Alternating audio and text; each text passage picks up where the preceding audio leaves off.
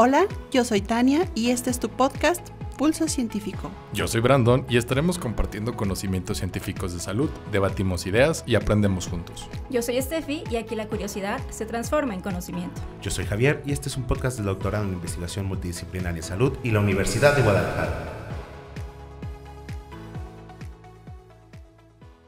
Bienvenidos a Pulso Científico, el espacio donde la ciencia se escucha, se vive y se comparte. Yo soy Tania. Yo soy Javier y el día de hoy tenemos un tema de sumo interés para nuestra audiencia, el cual lleva por nombre cirugías, tratamientos y herramientas diagnósticas para la mejora de las cefaleas. Tenemos el honor de presentar a nuestros invitados. Hoy tenemos el honor de conversar con la doctora Fernanda Corona Meraz, profesora titular A del Departamento de Ciencias Biomédicas de la División de Salud en Cutonalá. Es investigadora nacional SNI nivel 1. Su experiencia abarca desde la investigación básica y clínica hasta la dirección de tesis de pre- y posgrado, con participación en proyectos financiados a nivel estatal y federal. Además, colabora como árbitro y editora en revistas científicas de alto impacto. Y aparte, es evaluadora en convocatorias de investigación del CCT. Hoy nos acompaña para hablar sobre cirugías y tratamientos y herramientas diagnósticas para la mejora de cefaleas. También, además, nos acompaña también Nathan Alejandro Peña Dueñas, estudiante de la licenciatura de médico cirujano y partero en el Centro Universitario de Tonalá, de la Universidad de Guadalajara.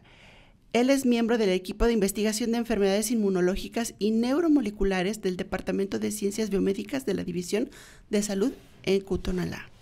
Muchas gracias por la presentación, Pati, muchas gracias. Gracias. Gracias también por darnos el tiempo y el espacio para dialogar sobre este tema. Muchas gracias. Bienvenidos y gracias a ustedes por darse la oportunidad de estar acá con nosotros. Para comenzar y empapar un poquito del tema a nuestra audiencia, quisiera preguntarles ¿qué son las cefaleas y qué tipos hay?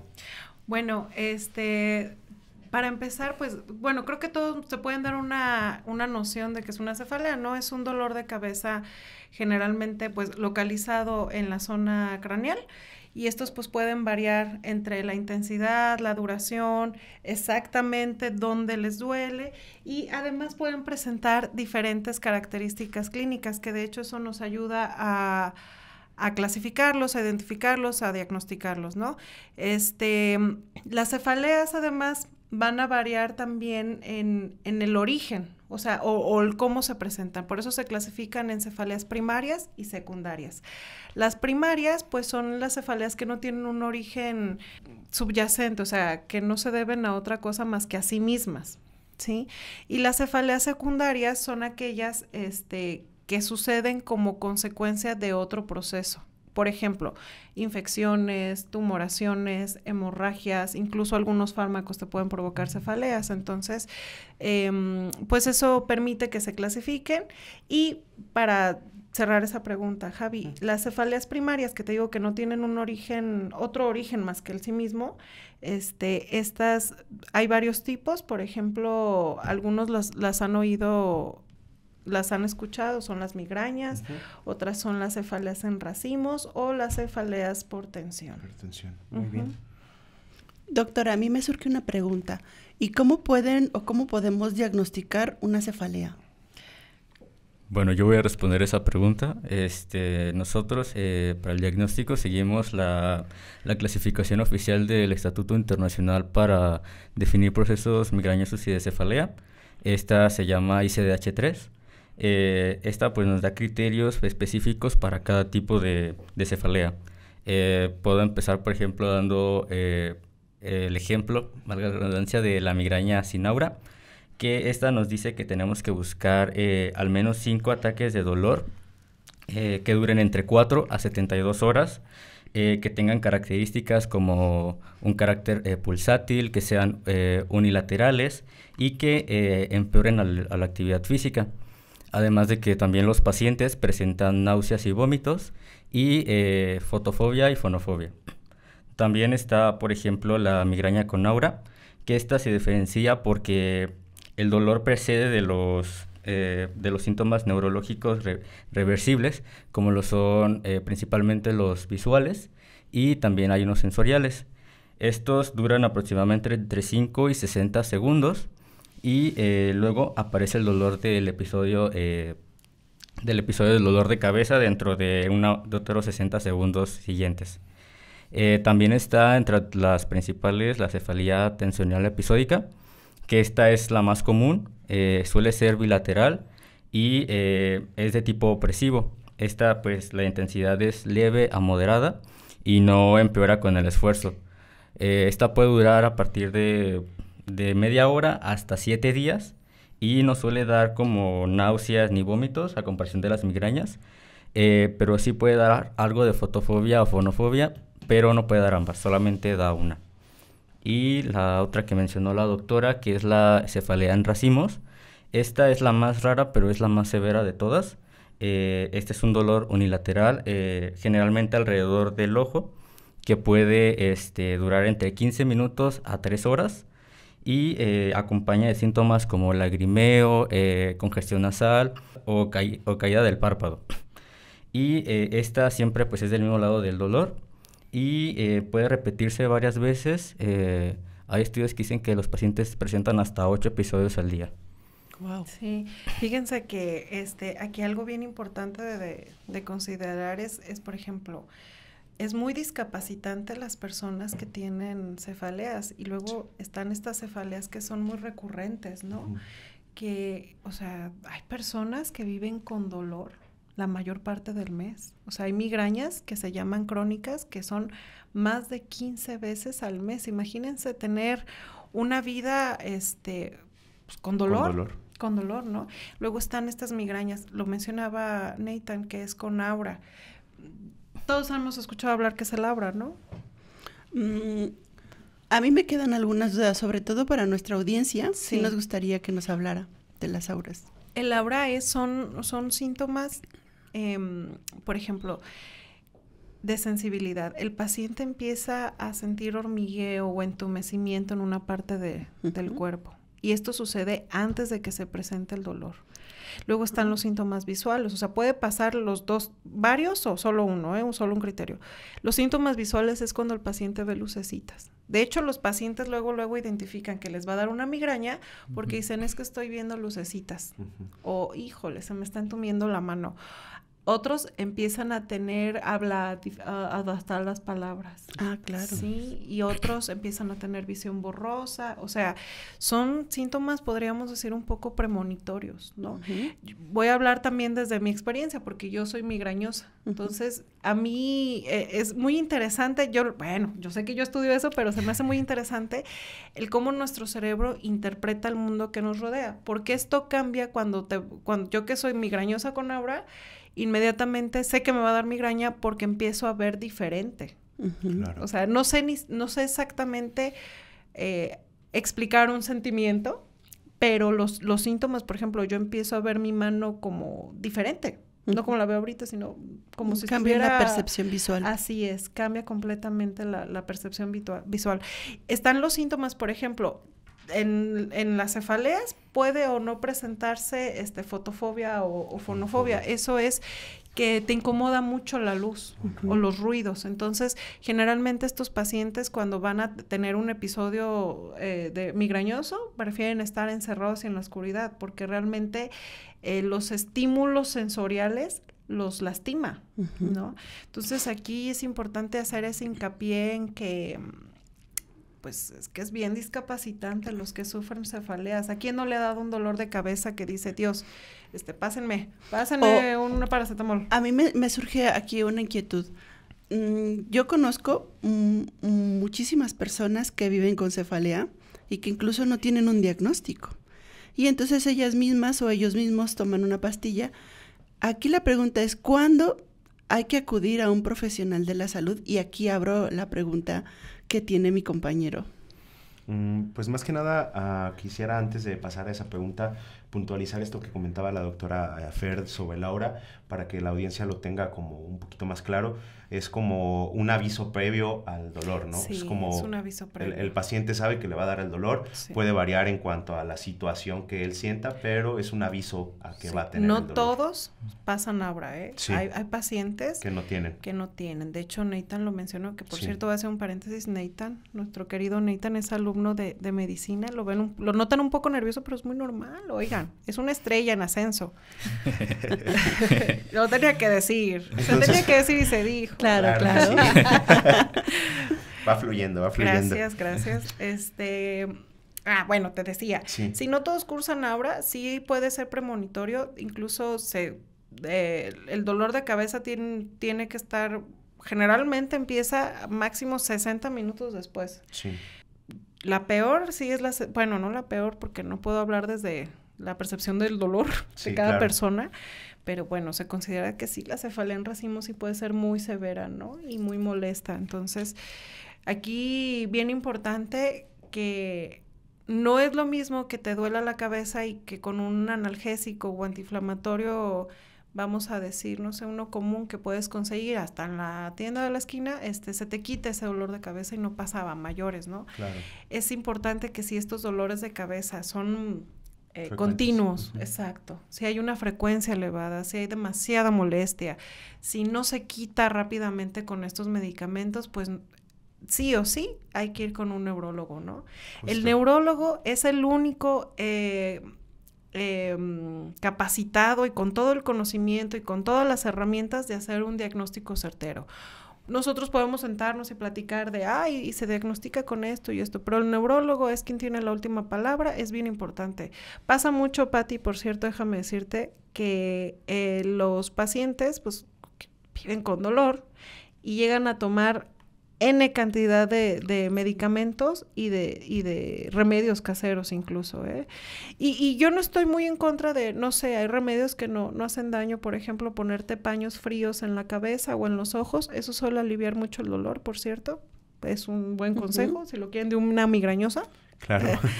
Pero definitivamente la opción nunca va a ser el multitratarte, o sea, tomarte... El automedicarse. Y porque yo...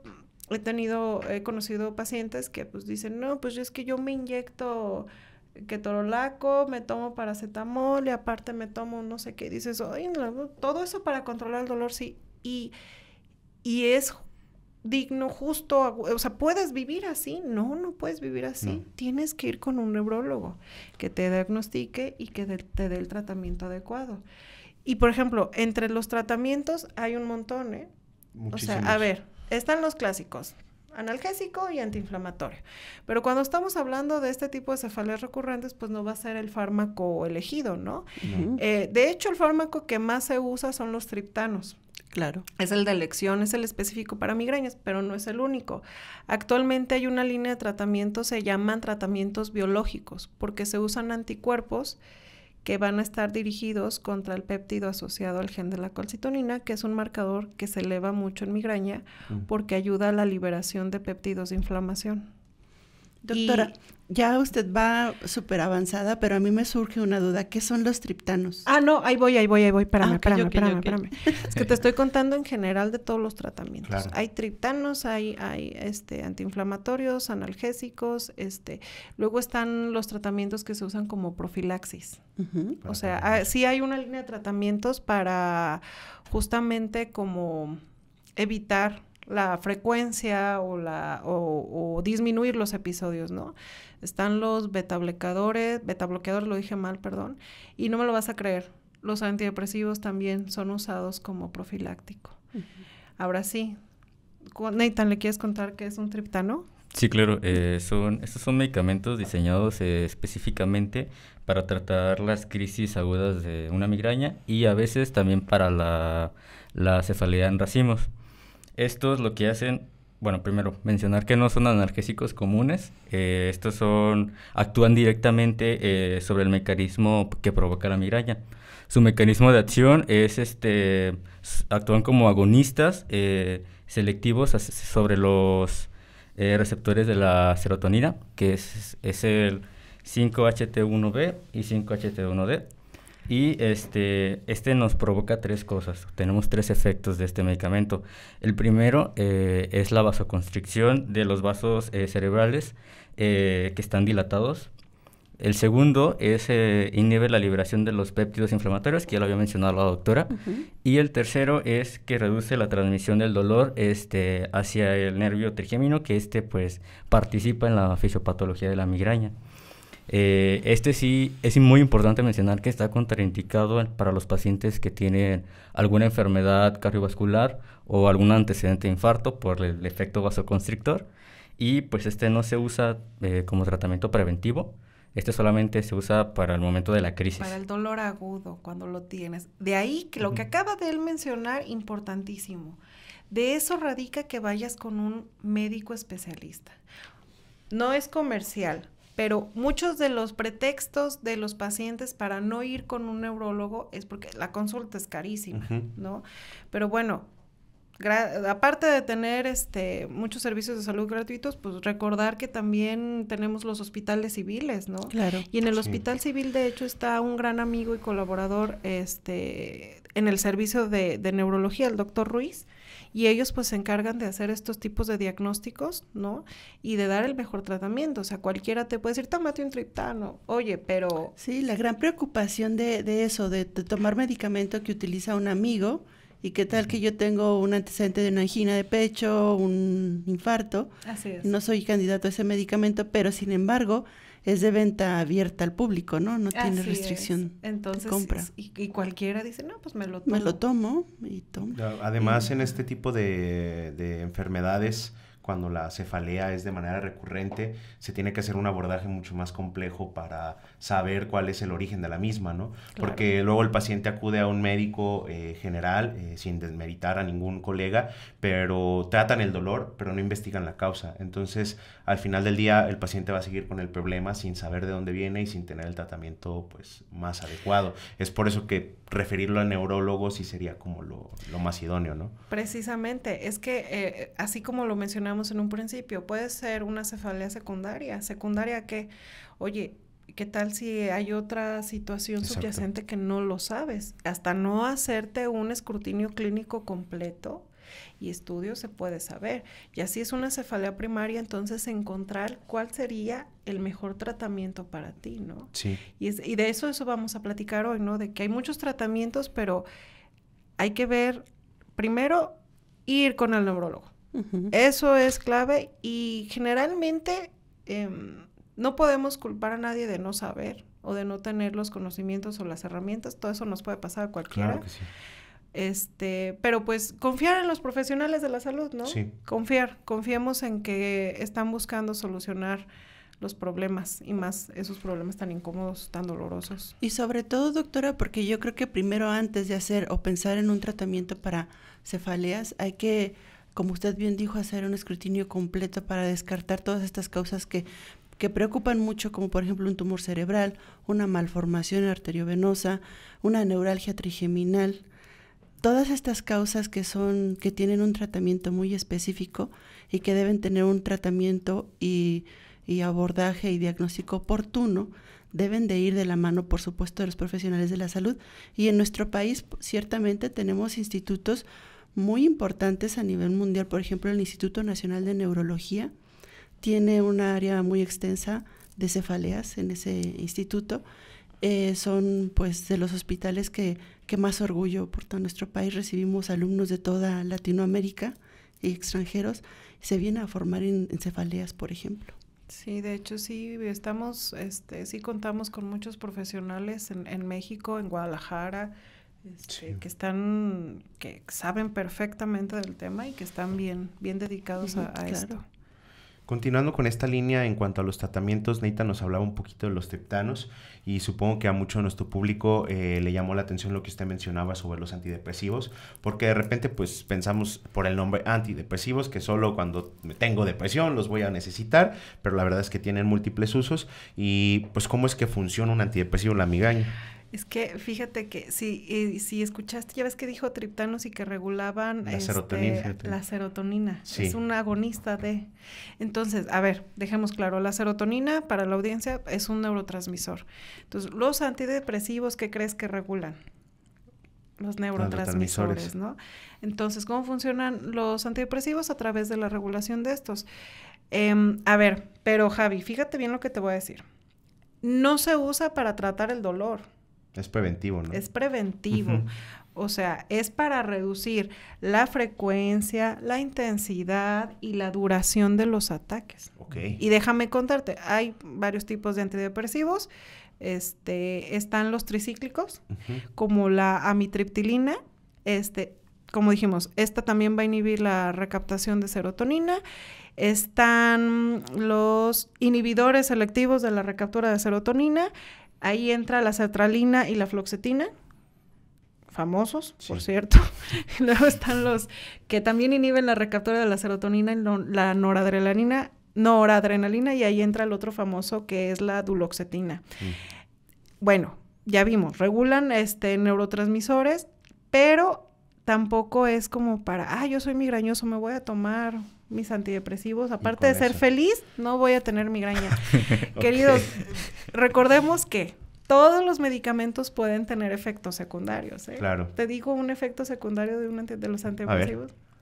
Aumento de peso, boca seca, somnolencia, o sea, de hecho, sudoración. Pues sí, los antidepresivos son usados para momentos, no son tratamientos para usarse a largo plazo, crónicamente. Claro. Es como diría un doctor que respeto mucho, un psiquiatra, es un barco. No es el ancla. No es el ancla, es un barco, ¿no? Entonces, sí se llegan a usar como profilácticos, pero en lo que se va resolviendo cuál es el problema real, ¿no? Pero sí, pues, si hay un problema ahí en neurotransmisores, qué mejor que un regulador de estos mismos, ¿no? Y para este tipo de medicamentos, nuestras escuchas requieren receta. Sí, claro que sí. De hecho, sí. Por eso la insistencia tanto de ir con un neurólogo, ¿no? Excelente. Necesariamente sí requieres una excelente valoración, un punto de vista, en este caso integral, ¿no? A ver, estamos hablando de migrañas como si las personas no fuéramos tan complejas, ¿no? A veces se nos olvida que un ser humano dice, pues, mi único problema es que tengo un dolor de cabeza. Eso es un problema bastante fuerte. Claro. Pero hay que hacer una revisión, un escrutinio, como decíamos, integral, completo. ¿Algo que me quieras añadir, Nathan? Pues no sé si quiere que hable un poco más acerca del papel que juega la serotonina. Sí, me encantaría, Nathan. Pues bueno, como ya lo dijo la doctora, juega un papel clave en la migraña, porque al moderar sus niveles, pues los antidepresivos, que fue lo que mencionó, estabilizan pues los circuitos neuronales que están involucrados en el dolor, así como también reduce la hiperexcitabilidad cortical y aquí nos ayuda a prevenir la sensibilización cortical, que esto es el dolor persistente que existe. Y algo que me gustaría añadir es que se eligen sobre todo cuando la migraña se asocia con trastornos del sueño, la ansiedad o depresión. Eso justamente. Si se fijan, entonces la migraña puede estar asociada a otros tipos de condiciones, ¿no? Claro. Entonces, por eso digo que la evaluación tiene que ser integral. Si el paciente está presentando un cuadro complejo, pues hay que buscar la mejor vía para poderlo auxiliar, ¿no? Claro. Claro que sí.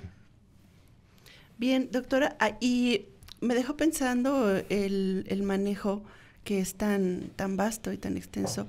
¿Hay casos en los que se requiera una cirugía en una cefalea? Sí, fíjate que cuando los tratamientos no funcionan, claro que se evalúa completo al paciente, ya lo he mencionado, pero entonces se opta o se ve la posibilidad de un tratamiento quirúrgico. Pero no son la primera opción, esta sería la última opción en caso de que ya el paciente de plano no responda al tratamiento o si tenga pues episodios muy crónicos, sobre todo para la migraña crónica y la cefalea en racimos, que son como los que más se opta por hacer una intervención quirúrgica. Y pues su objetivo de estas intervenciones es modular o interrumpir las vías de dolor. Sin embargo, no es una cura, solo es una ayuda para que tengan una mejor calidad de vida y no pues estén todo el tiempo pues incapacitantes. ¿Hay riesgos o complicaciones por este tipo de procedimientos? Sí y no. Depende mucho de la técnica. Por ejemplo, en la descomprensión de los nervios periféricos, que pues no hemos mencionado mucho sobre los los tipos de cirugías que hay. No sé si quiere que las mencione primero. Claro. Tenemos 4 principales. La primera es la descompresión de los nervios periféricos, que esto se indica cuando la migraña está asociada a la activación del nervio occipital o el supraorbitario. Aquí lo que hacen es que liberan quirúrgicamente esos nervios si están comprimidos por algún músculo o algún vaso. También tenemos la estimulación de nervios periférica, que aquí lo que hacen es que se implantan unos electrodos en la piel para estimular los nervios, como ya sea igual el occipital o el supraorbitario. Aquí la idea pues es que esta señal se module, que esa señal del dolor, se module en el sistema trigémino cervical. Y pues es irreversible y pues también se puede ajustar dependiendo de las necesidades del paciente. También tenemos la estimulación del ganglio esfenopalatino, que está muy usada en la cefalea de racimos. Tiene más evidencia de que funciona mejor aquí que en una migraña. Y aquí lo que hace es que se implantan un dispositivo en la fosa pteriopalatina para estimular el ganglio y que el paciente incluso lo puede activar con un control, ¿no? Entonces es muy... esto lo usan para cuando quieren abortar alguna crisis de dolor. Y el último se llama bloqueo nerviosos, que no es como tal una cirugía. Son intervenciones mínimamente invasivas que consisten en inyectarle algún anestésico o esteroides a los nervios como el occipital y el occipital mayor y el ganglio esfenopalatino. Uh-huh. Y pues el alivio aquí suele ser temporal, pero pues es muy útil también para diagnóstico o como un posible un puente para otro tratamiento, para saber cómo lo podemos tratar. Y respecto a las complicaciones o riesgos que pueden tener, pues en la descompresión de nervios periféricos puede haber algún dolor posoperatorio, sangrado o alguna lesión en el nervio, se puede quedar lesionado. En la estimulación nerviosa puede ocurrir desplazamiento del electrodo, alguna infección o que se descomponga, y hay que intervenir. Y en los bloqueos nerviosos, pues los riesgos son mínimos, la verdad. Como digo, no es como muy invasivo, pero puede incluir pues algún dolor local o alguna reacción con el anestésico. Ok, muy bien. No es tan malo como suena, ¿eh? Si lo hace un buen... Exacto, claro. Si lo hace el especialista no pasa nada, no hay que temer. México es pionero en la descompresión neuroquirúrgica del nervio trigémino, ¿eh? Sí, tenemos ahí grandes genios. Exactamente. Wow. Sí. Y todo esto que nos hablaban sobre las cirugías y que se dejan como última instancia y que realmente se trata con otro tipo de tratamientos previo, pero una vez que se llega a este punto y se realiza alguna de estas intervenciones, ¿qué tanto dura el beneficio para el paciente? Pues mira, depende mucho de la adherencia del paciente al tratamiento, como siempre. Okay. Pero en general se ha visto una mejoría del 60 al 70%. Aquí el chiste es que pues mejora mucho la calidad de vida, pero como bien se mencionaba, pues esto no siempre suele ser largo plazo, o sea, es momentáneo, ¿no? Muy bien. O sea, sí se disminuye la intensidad de las crisis, sí hay la descompresión de los nervios, pero pues con el tiempo el efecto puede empezar a disminuir, ¿no? Aquí lo importante es que el paciente siga acudiendo a vigilancia, a consulta con el neuro, que se apegue al tratamiento que le van a dar, y bueno, hay muchos casos muy exitosos de pacientes que dicen, oye, pasé de tener dolor 20 días del mes, todo el mes, a ya no tenerlo o a tenerlo en mínimas ocasiones. Para un paciente que vive con dolor eso es increíble, wow. Increíble, ¿eh? Pues en general no estamos en contacto mucho con personas que tienen esto, pero sí lo hay, ¿eh? Sí. Doctora, ¿y qué avances tecnológicos han surgido para el manejo de estas patologías? Pues fíjate que justo Neita nos estaba contando, ¿no? La miniaturización de algunos dispositivos implantables, nos contabas, ¿no? Que se controlaban con control. Con un control. Qué cool. Y ahorita pues ya como se han ido haciendo más pequeños, pues estos ya llegan a ser más cómodos, recargables y más fáciles de programar para quienes los hacen. Y pues también aprovechando el espacio, ha habido un avance muy grande en la parte de la imagenología. específicamente en las resonancias magnéticas funcionales, que nos ayudan a identificar con mayor precisión pues algún área o algún nervio que esté implicado, que queramos buscar. Y pues en la cirugía de descomprensión de los nervios, pues se han refinado las técnicas para que éstas sean menos invasivas y los efectos, que se reduzca el tiempo de recuperación de los pacientes y haya una disminución respecto a los riesgos que puede tener esta cirugía. Claro, porque es importante hablar de los riesgos, ¿no? Porque qué tan inocuas son las técnicas. Claro, pues mientras esté llevado por un muy buen especialista no pasa nada. Pero fíjate que aquí también la importancia radica en que el diagnóstico. Entonces, claro. El asunto con las cefaleas es que el diagnóstico a veces suele ser muy clínico. Y la clínica depende mucho de lo que te diga el paciente, ¿no? Justo. Oye, a veces los pacientes, hay una serie muy famosa que siempre dice, el paciente siempre miente. Okay. Entonces, sí depende mucho de que se esté manejando, bueno, una historia clínica bien hecha, ¿no? Claro. Entonces, el diagnóstico es muy importante y curiosamente, fíjate, las cefaleas, el asunto es que son de las enfermedades que carecen de diagnósticos como, por no sé, diabetes. ¿Cómo diagnostican diabetes? Pues hay muchos métodos, pero glucosa en ayuna mayor a 126. Clásico, glucosa, insulina y la curva, ¿no? Ahí están, o hemoglobina glucosilada, 4 pruebas hechas para hacer un diagnóstico certero. Y así, ¿cómo diagnosticas? ¿Cómo sabes si un paciente tiene una infección o no? Pues haces un cultivo. Ajá. Pero es parte de lo que estaba comentando Nathan, ¿no? Nathan nos lleva a pensar en que estos diagnósticos necesitan un complejo multidisciplinario. Exactamente. Porque al estar diciendo, bueno, hay enfermedades que ya se tiene bien pensado, como es el diagnóstico, por ejemplo, en cefalea, esto es una alta especialidad en donde interviene un neurocirujano, que no es cualquier neurocirujano porque es especialista o subespecialista en neurocirugía funcional, por ejemplo. A veces está involucrado un radiooncólogo, porque también para estos procedimientos, por ejemplo, cuando la descompresión microquirúrgica falla, se puede hacer una radioneurocirugía, por ejemplo, en el nervio trigémino, y necesitamos que esté también el radiooncólogo, que esté un especialista, un neurólogo en epilepsia, pues, y tú pensarás, bueno, ¿y qué hace uno de epilepsia en una cefalea? Pues es muy importante porque la neuroconducción cerebral, ellos son expertos. Entonces, por lo menos hay procedimientos en donde están 4 especialistas que no son especialistas rasos, pues, sino que tienen una alta especialidad en una tesitura muy fina, y como en este caso, pues, serían las cefaleas. Cefaleas es un contexto súper bonito, es un abanico de posibilidades. Efectivamente. Mucha precisión y mucha fineza en el manejo. Efectivamente. ¿Y quiénes tienen mucha precisión? Pues los neuros. Totalmente. Los robots. Igual de todo, y los robots, y la inteligencia artificial. De todos modos,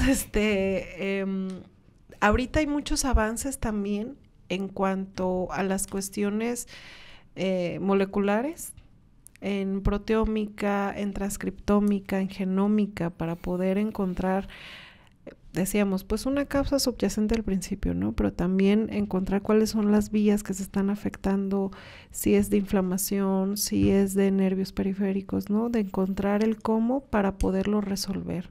Entonces, como bien dice Pati, pues es que esto tiene que ser una cuestión multidisciplinar, ¿no? De varias personas involucradas, de varios profesionales, para encontrar las mejores vías para diagnosticar y tratar, auxiliar, ya dar, pronosticar, todo, ¿no? Excelente.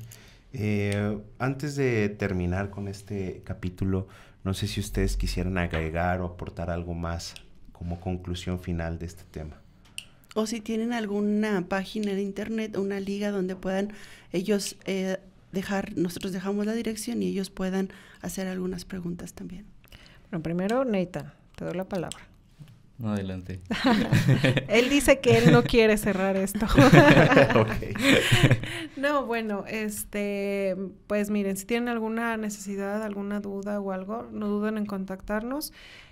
Pues ya escucharon, soy Fernanda Corona, mi correo es mariaf.corona@academicos.udg.mx. Insisto mucho en que acudan, por favor, si tienen alguno de estos problemas con el neurólogo. Les comentaba desde un inicio que pues nosotros apoyamos mucho la clínica de cefaleas y el servicio de neurología del Hospital Civil. Está en el Hospital Civil Viejo, el que está por Calle Hospital. Por Hospital, justo. Un excelente equipo de trabajo.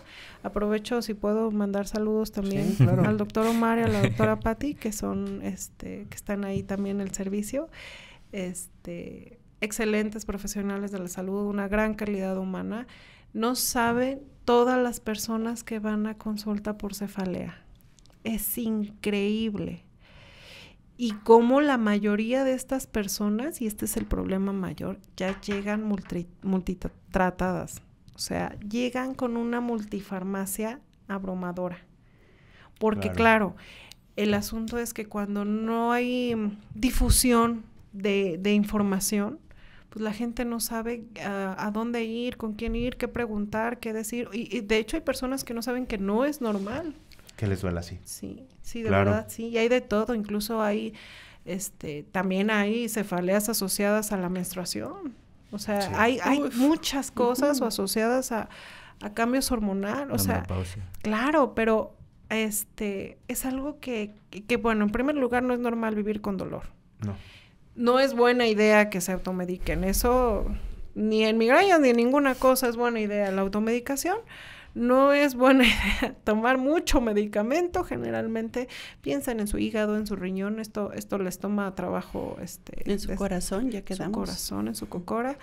Lo mejor es siempre ir con un especialista. Hay servicios que son gratuitos o hay servicios que son muy baratos, entonces es mejor encontrar el problema, ¿no? Y claro, pues nada, sí. Muchas gracias por el espacio y cualquier duda que tengan, no duden en escribirme. Yo siempre estoy revisando mi correo, siempre contesto. Nosotros estamos no solamente para investigar, sino para servir también. Muchísimas gracias. Bueno, pues esto fue Pulso Científico. Agradecemos mucho la participación de la doctora Fernanda y de su alumno, el próximo doctor Nathan. Estamos muy orgullosos de las nuevas generaciones porque ahí se ve como desde que están en pregrado, la ciencia va enfocándose ya por un camino. Sí, es bien importante formar a los alumnos de medicina en todas las opciones y posibilidades, ¿no?